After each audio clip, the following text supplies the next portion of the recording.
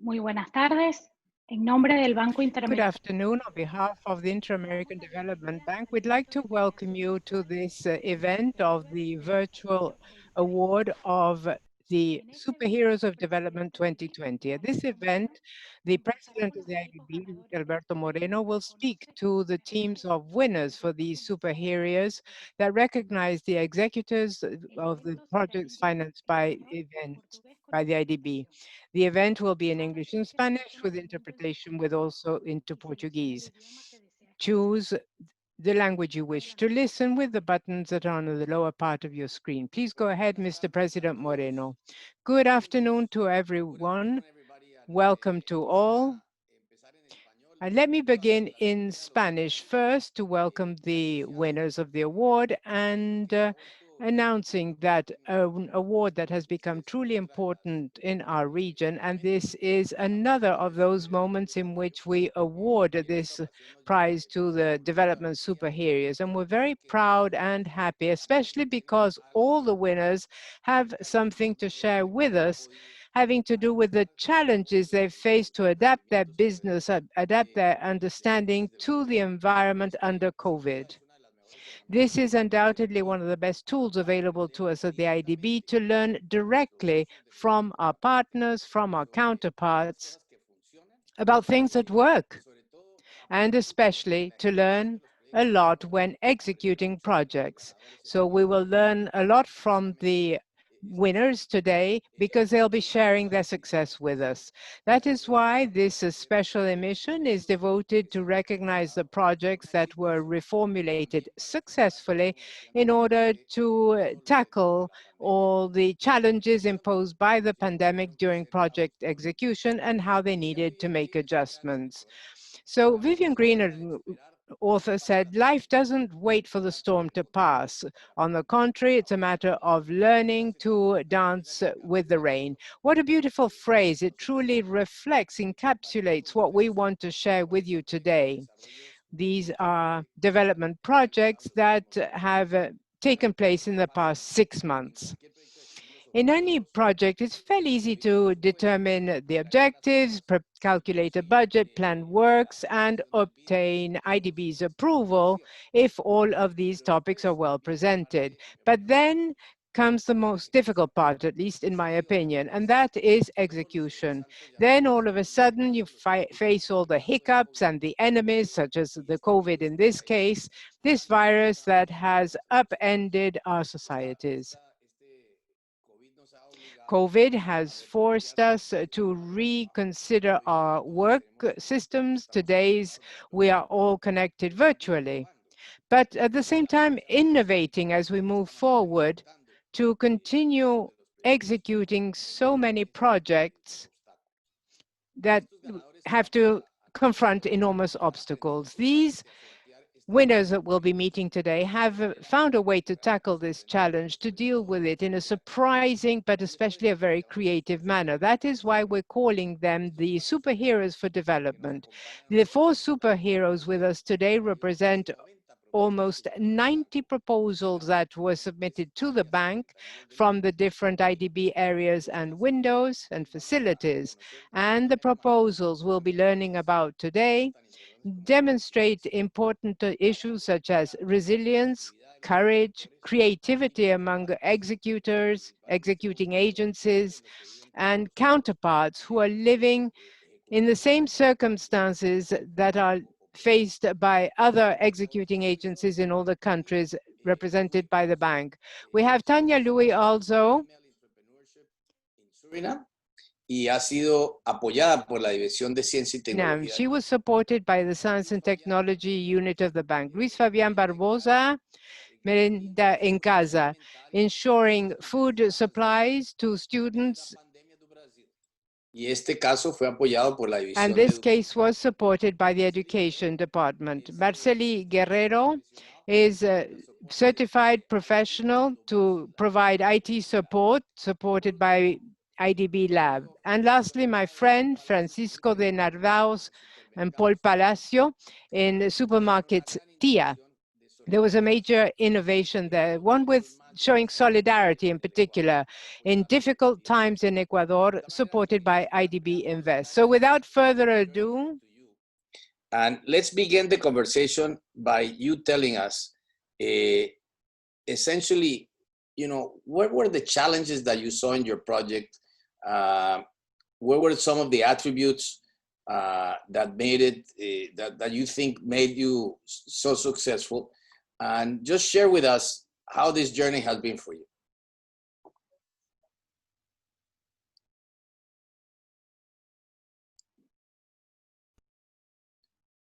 Tanya, you gotta unmute.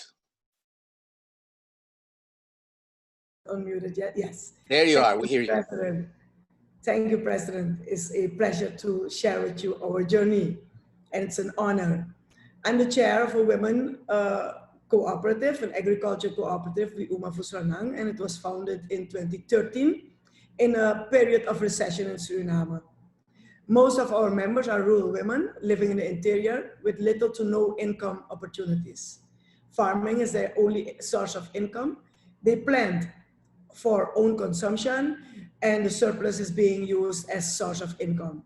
Their main crop that they plant is cassava, and it's a staple in the interior.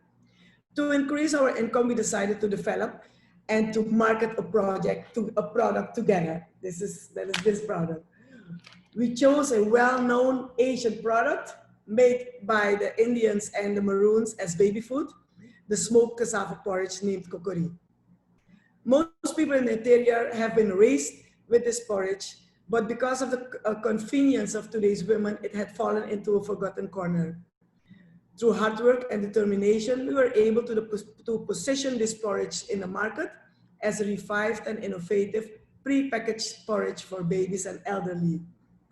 Soon the product started to get publicity, and we were able to get our products in over 100 supermarkets. And yes, even the IDB heard about the work done by the women. And together with the representative of GPO, the IDB paid us a visit in the village, and we were very impressed by our work. They offered us to support us through a technical cooperation project. And although the women has little to no Western education, the project from the IDB gave them the opportunity to strengthen their knowledge and their capacity. They have learned about good agriculture practices, good hygiene practices, and most importantly, what the value chain is, how it's being developed, and what their role in the cassava porridge value chain is. We also strongly advocate the use of local raw material and import substitution.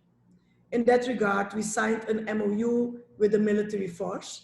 We learned them to use 40% cassava in their bread making and to substitute imported wheat flour, and also purchase our porridge. Through the collaboration with the military force and the IDP project, we were able to renovate our processing facility and to bring the production line up to the standards for FSSC 22000. The certification is now in process.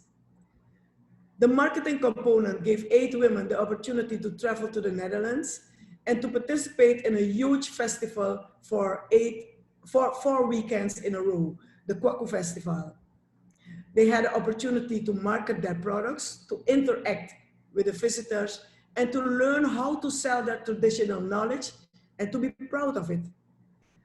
Most of the women had never been in an airplane before, and they were so grateful and confessed that they had never ever dreamed of such an opportunity to travel to the Netherlands ever. But most importantly, they were able to see the required standards, the professionality of the products in the supermarkets. This event led to the signing of an agreement with a distributor in the Netherlands, and we are now working on positioning our gluten-free cassava pancake mix in the global market. In our efforts of constant improvement of our activities, we were able to enter in several partnerships, such as the ICA, EU, FAO, the POM, our Ministry of Agriculture, by training the extension workers, and many more have contributed to the strengthening of our position in the global value chain. And yes, indeed, rural women can be part of a global value chain. Our cooperative is now an example in the Surinamese society. The women meet with decision makers, with ministers and even presidents, and their opinion is being heard and respected. They are an example in their community. What are our lessons learned? Although the women were eager to be part of the project and the learning process, we faced a lot of challenges, such as logistics, long boat rides into the interior, bus trips for hours, and also the responsibility of their childcare and household. All these factors forced us to be flexible and creative in implementing the project. And there came COVID-19. COVID-19 has forced us to think outside of the box, but it didn't stop us. We replaced classroom training for GAP and GHP with 5-minute animation videos that can be run on all the women's smartphones. COVID also created opportunities for us. The awareness and the demand to use local products is increasing, and so are our sales. Thank you again for your interest and support in our project. Thank you. Thank you so very much for your comments and many congratulations, Tanya, not only for the prize, but the beautiful work you did with women. I mean, empowering women is one of the things that we worry most about at the IDB. It's a big challenge for us, and the way you've done it is just great. So many congratulations. Thank you. Agora quero dar a palestra a Luis Fabián Barbosa. Você tem uma história maravilhosa que tem aí na Amazônia. I'd like to give the floor to Luis Barbosa, who has a beautiful story to tell, ensuring food security to the Amazon students in the midst of the Brazilian pandemic. So, Luis, please tell us, what were the main challenges? Please excuse my mix of Spanish and Portuguese, but I'm trying to speak in Portuguese with you. Please tell us about your efforts, but especially the very significant challenges that you had to meet in the Amazon. You had to face a very serious crisis, although today it is different. Thank you so much, President Moreno, for this opportunity to be here with you in order to share a little bit what we have been experiencing in the Amazon state in Brazil during the pandemic. I'd like to say good afternoon to everyone and to the other winners of this award, this scenario that we went through during those months required all managers and education managers a huge effort to design solutions, both for remote education and teaching.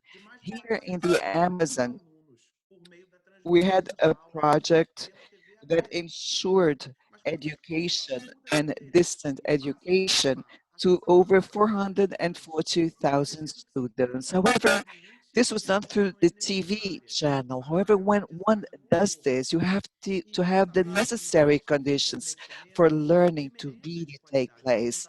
Because we were aware that the school meals these children had before are necessary, before the schools were shut down, we designed this project which distributed these meals to these students, both at the capital level and even in very remote areas, including some communities, local communities where any type of delivery is very difficult. So this was especially food kits with staples like pasta, milk, coffee, rice, beans, proteins, and this was distributed to all of the students from the public schools in the Amazon. So in the Amazon capital, Manaus, we've established a delivery system with over 2,000 education employees and 200 cars. At the capital level alone, we have over 200,000 students, and we've launched an app that was specifically developed for this program. So students would register, they would inform their addresses so that the delivery could take place. Whereas in the inland, these deliveries were made through the schools. Of course, the schools were distributing the food kits all in accordance with the sanitary laws.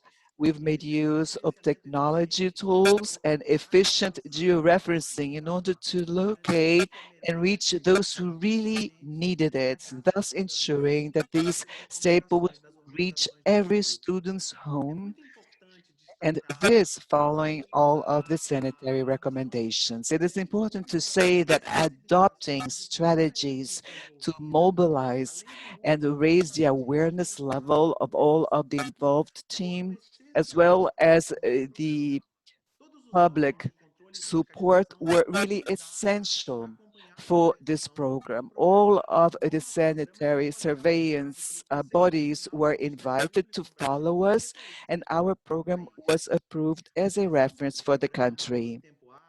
Executing this program on time was only possible because we've joined both good management practices, technology, and logistics in a very strong planning step with a minutely studied execution, never losing focus of what really moves us, which is to change people's lives in the future of our state through education. This was our major objective.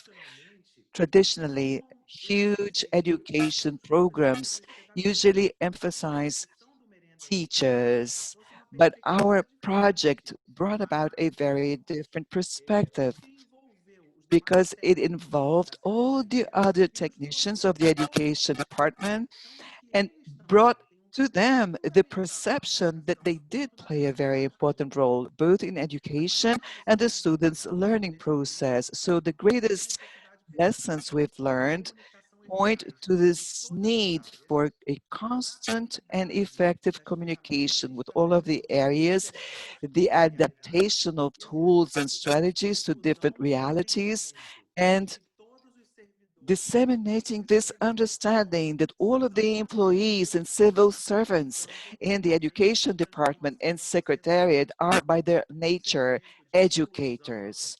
So this feeling of inclusion, resilience, and persistence on the part of all of the employees, the people who were in charge of preparing the meals, the people who were in charge of administrative tasks, and school directors, all of them really played a most important role, thus also creating a very important way to make their presence known to our state. That is really great, Luis. It is amazing the way how your project changed things, and your logistics was really amazing. A very big challenge, especially because you have so many groups in the inner Amazon. Therefore, the logistics aspect was really important. So really, I'd like to congratulate you on this huge success. It was excellent. Now, I'd like to give the floor to Marceli Guerrero. Her project is the Professional IT Support Certificate. Welcome, Marceli. And I'm also welcoming my wife who's sitting here. She's very happy to be here and taking part of the superhero process. Thank you very much, Luis. I'm really proud to be here. Let me tell you how we have been working in these past 4 months. The Professional IT Support Certificate was a project that we've implemented at JA Brazil with IDB's Bit Lab support. We offered a 4-month course training students in soft skills and preparing them for the work market.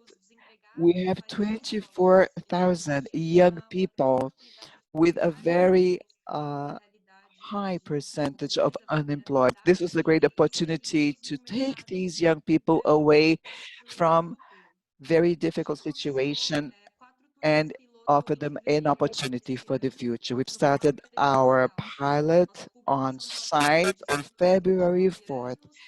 These young people are from 18 to 27 years old, and their income is only one minimum wage. So this really represented a great opportunity to them for them to change their lives and begin a new career. After 1 month with this on-site course, they were very excited about all this. The pandemic occurred and it came as a big shock to all of them because they were so hopeful. But we've decided to make an online test for 1 week. But then we could only have half of the students taking part of this program. Of course, we made cell phones available as well as internet connection. But we saw that the problem was not that simple. The problem was not only a hardware problem. There was a lot of psychological issues that could be perceived.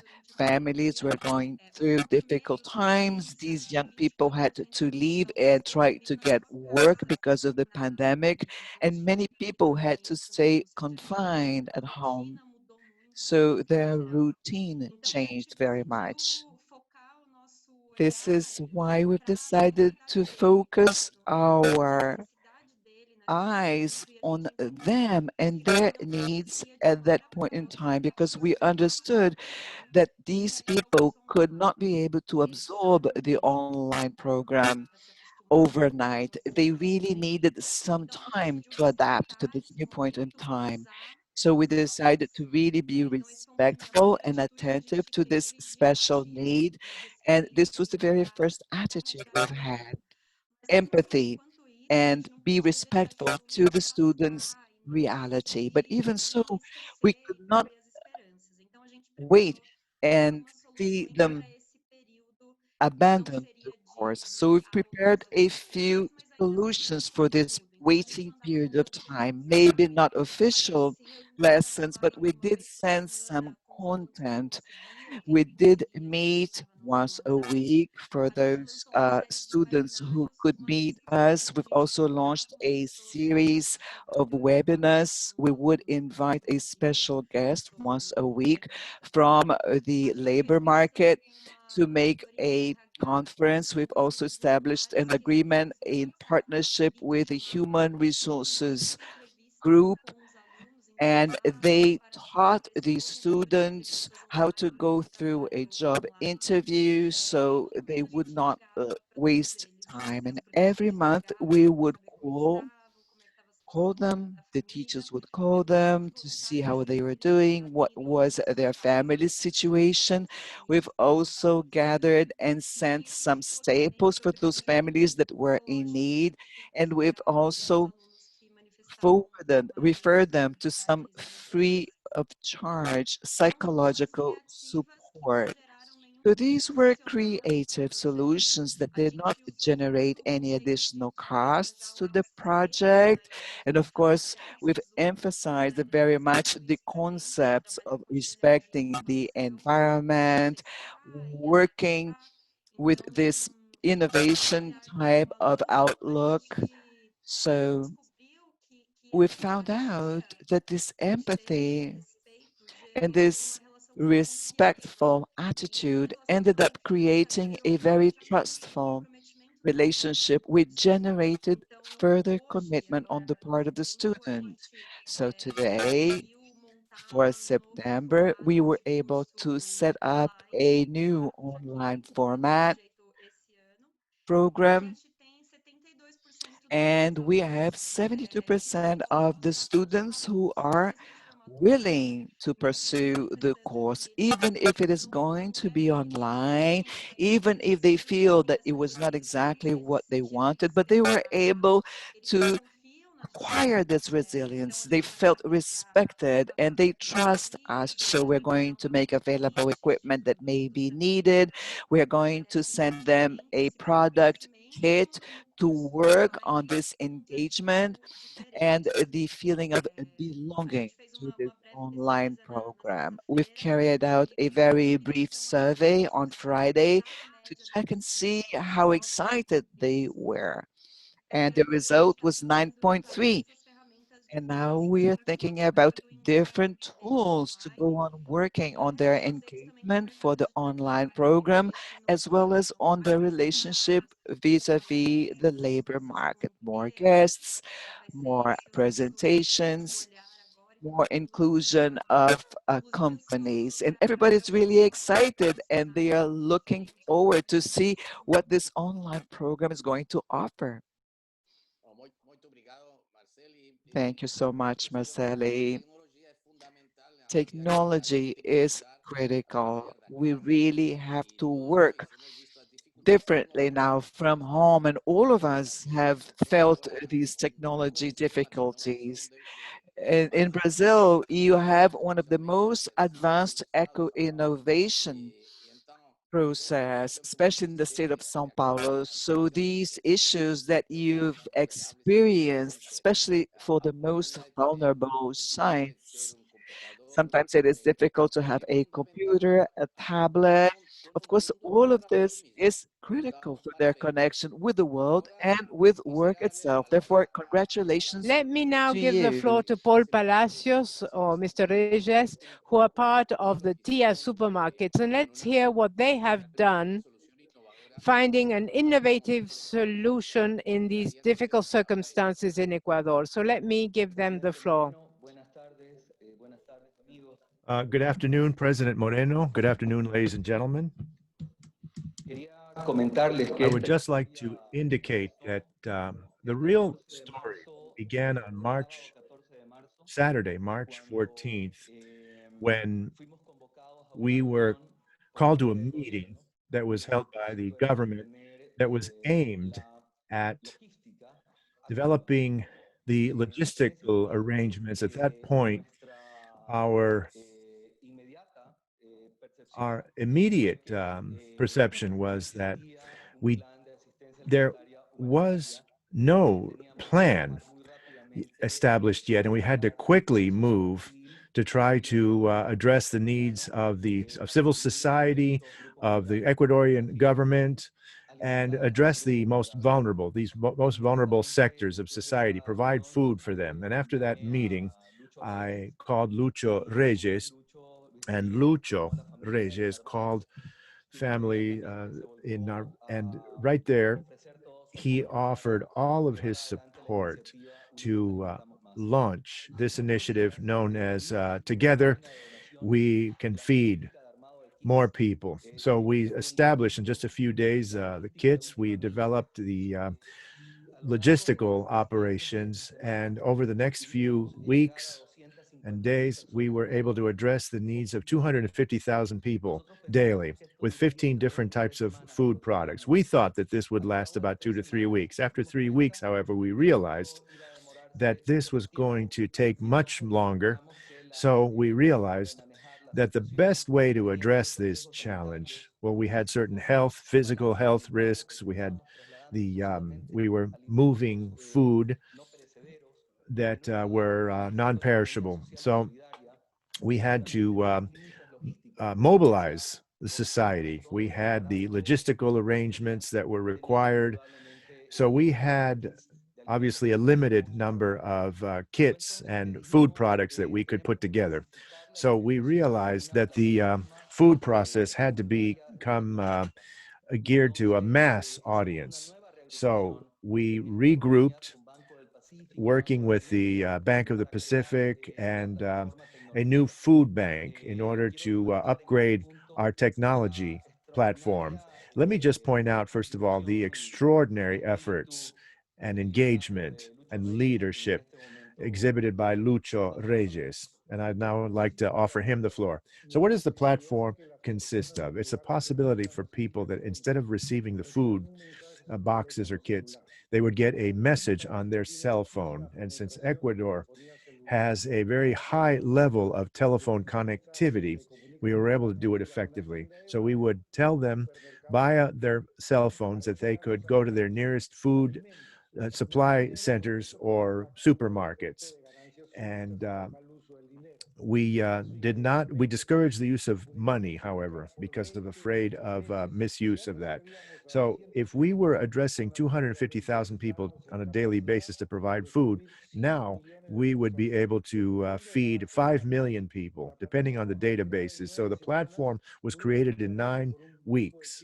It was very quickly developed by a team of young IT experts, and we implemented that together with funding from the German government that addressed a significant number of families. This was the pilot project. This in turn created many lessons learned. First of all, we realized that we could work together with a common purpose. Second, we knew that we could develop a platform with many stakeholders because we've documented each step that anyone now could access the platform from any country. Whoever wants could now use this platform. And another key component is that now, through leadership, we can share lessons learned and data. So our major challenge was to be able to feed the largest number of people in our vulnerable category using available resources in the shortest amount of time in order to extend our reach successfully. And the biggest lesson learned was that we were united to address a key cause. And through this approach, anything can be done. Thank you, Luis. Very admirable, your efforts and your success. I think in such a large endeavor with such a key priority, which is providing food. We also saw this repeated in the Amazon with the lunch and snacks provided there in remote communities. So basically, we see that you have a major outreach with your food banks. Now you were able to reach the homes of your target audience, which is, of course, a major step forward. So the platform is going to radically change the relationship that you're going to have with your target audience and clientele in the future. Now you will have increased levels of efficiency significantly. And I think that's a very interesting initiative that you launched based on what you've described and what Paul also mentioned. Now, back to Tanya, because in the same way that both, you're the superheroes of development, and the same way that Batman and Robin work together, most superheroes always have somebody to their side who can really help and develop, and it can be inside or outside the company. But more importantly, who do you believe are your best allies in the way that you have been able to be successful implementing these projects? And what does it mean to be a superhero of development? So over to you, Tanya. Thank you, President. Your question came in a bit late, so I might have missed the beginning of the question, but if you can correct me if I'm wrong. To be honest, the women in the interiors were actually my heroes, because we could not have done it as executors. We could not have done this alone. The determination, the perseverance, how do you say that? The powerful way that they were constantly being part of our processes, although they had a lot of responsibilities to take care of their children, but they were eager to learn and to understand every process. They kept us going, and to provide for their families and their children, and depending on a a well-executed process, a well-executed project, which will improve their life. That is something that kept us all going. Every step that we were improving something and gaining something, you could see that pride, and when people are starting to talk about them and the process they are involved in, it is priceless. Most of these women, you should know, they are in the interior, have little to no education, but suddenly people are looking at them in a different way because now they are making a lot of money. Now they are part of the process to gain money. That is something that definitely empowered us to go further and to think of solutions. And what was your last question? The second question? No, was basically around who, first how you feel as being declared a superhero of development, but more importantly, your allies, as you were mentioning, some of the women inside your country, which were so important. Yeah. No, to be honest, I don't see myself or the executing team as the superheroes. Absolutely not, because we might have been the drivers, but without the engagement of these women, there wouldn't be superheroes. So, to be honest, I think that they are the superheroes. They who are changing their communities, they who are putting a lot of efforts in all the work they are doing and providing for their families, giving opportunities to their children, being an example to their children, understanding what development of a value chain is and why we should look at it that way to develop our communities, etc. I think that actually they are the superheroes. Well, thank you so very much, and many congratulations. It's really inspirational what you have been able to do. Agora eu queria fazer a mesma pergunta a Luis. Você tem... Now I'd like to ask the same question to Luis. Who were your greatest partners and allies in this journey? It's so interesting, Luis. I'd like to hear from you on that. Very well. In reality, what we did, I see as something that remains. It remains as an example for the future. As I had mentioned before, normally when we talk about a project in education, the leading actors are the teachers, professors, educators, those who actually transfer knowledge and content, and all of the other roles played by those supporting actors, by the staff, typically are not valued. When we carry out a logistical project at the level that we developed, and that it calls to itself so much value, because we know that the reality of our state of Amazonas is that many children only attend school, or rather don't miss class, because of the meals they will obtain there, because often they do not have appropriate access to food at home. So they go to school to eat. And through that project, we allowed for all of those who are supporting actors to shine so that they could perform and feel like they were part of a team, an empowered team, an engaged team, who understood that without their supporting work, all of the main leading roles would not appear, they would not be seen. So all of those staff and assistants, cleaning personnel, security personnel, administrative personnel who work in education, they felt engaged and empowered, and they saw themselves as part of education. Thank you very much, Luis. Now I would like to ask Marceli the same question. There's no question that the program you carried out in Amazonas was amazing. Marceli? Well, as partners in this project, we had a team who works with me here in São Paulo. However, in each and every state, we also had a very important team keeping their focus on the students' reality, considering that Brazil is such a large country. It was very different what was happening in São Paulo and Porto Alegre in the south, or in Recife in the northeast.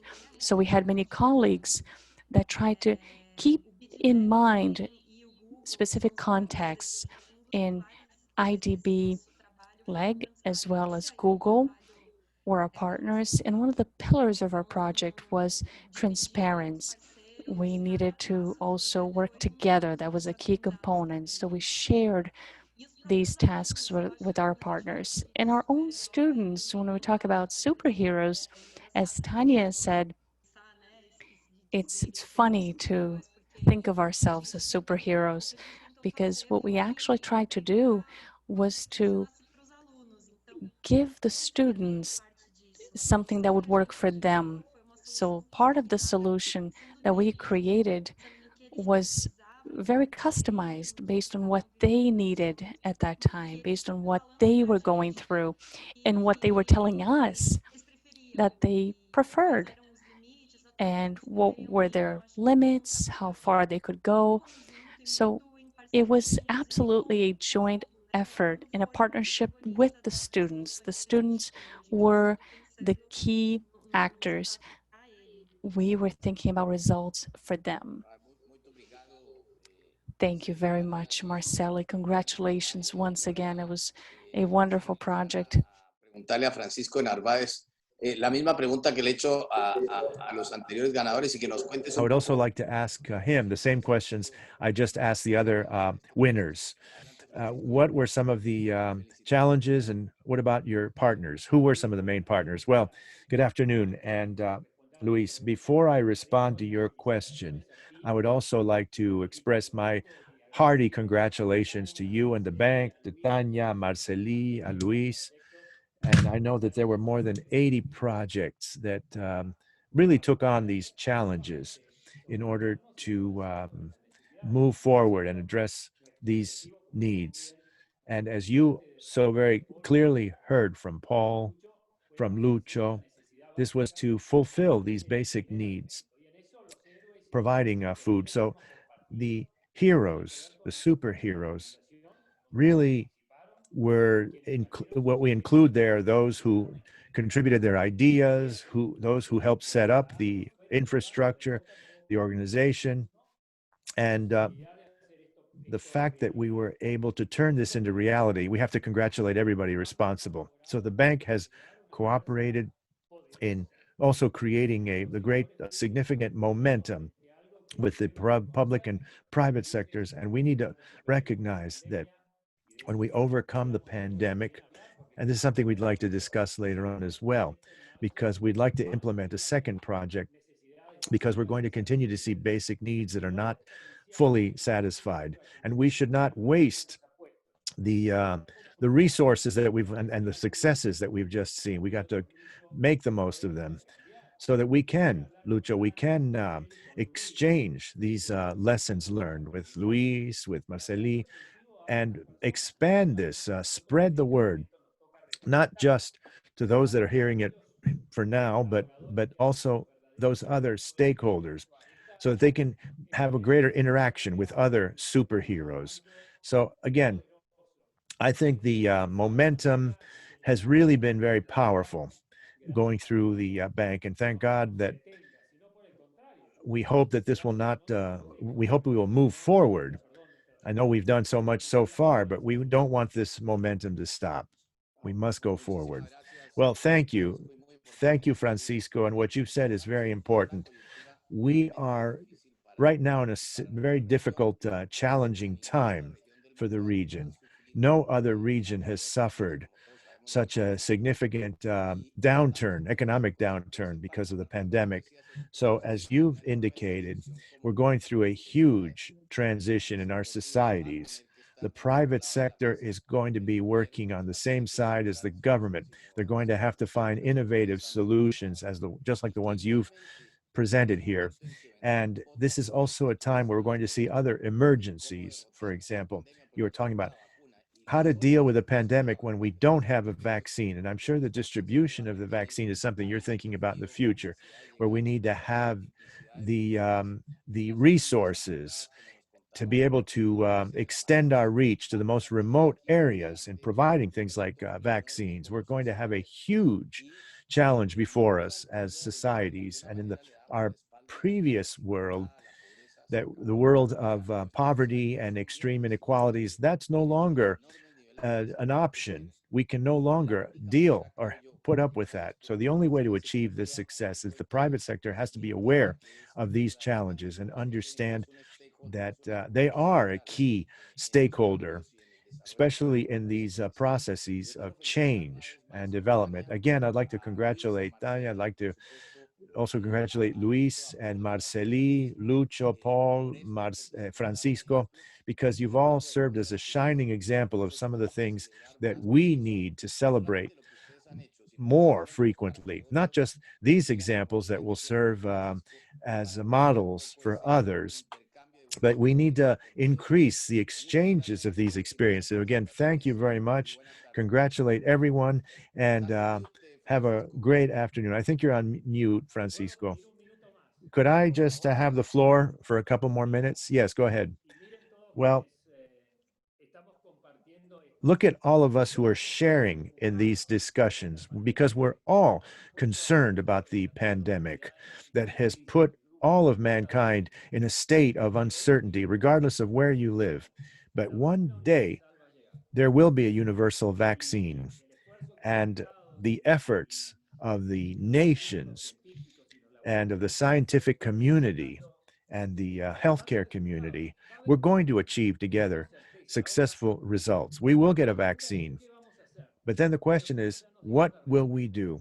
Well, we have responses, and we want to share that with you by using these same approaches to bringing together various inputs, and with that conviction and with that belief that we have, that approach that has helped us to provide basic food and extend our reach to those in need.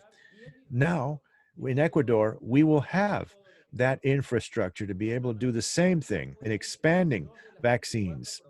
Now, 22 of the 24 provinces now will be able to have this move quickly. We will be able to move vaccines quickly into the most remote areas. But is this enough? I say it isn't, because we have also developed an application very similar to the one that we used in distributing food to inform via text messages to all of our citizens around the country that in such and such a pharmacy, or in such a food distribution center or market, or in private or public hospitals, we will send them text messages so that they will know exactly where they can go to get that vaccine once it's available. It's not just a question of having the vaccine. You know the challenges that are involved in being able to distribute the immunizations.